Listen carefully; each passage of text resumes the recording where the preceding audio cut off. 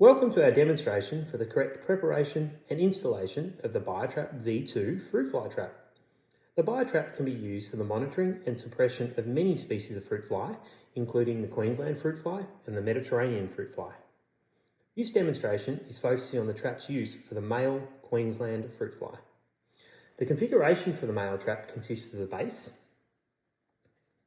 the lid,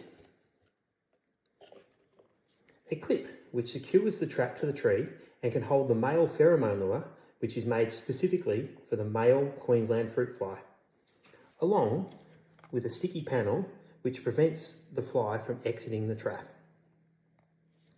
While wearing a protective glove, place the clip into the lid, making sure you secure past the plastic spikes.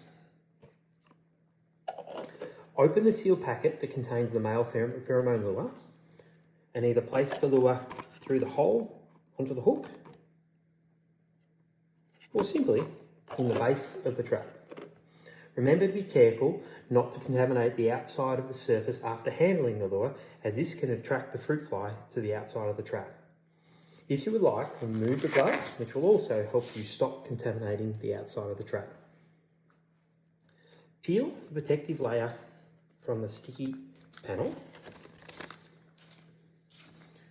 and just simply place into the trap.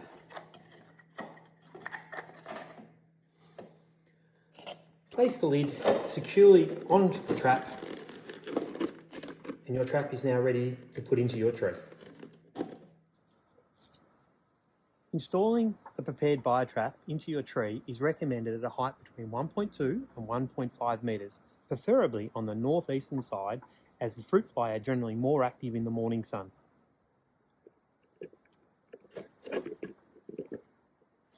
Thank you for watching this video and for your support in the fight against Queensland fruit fly.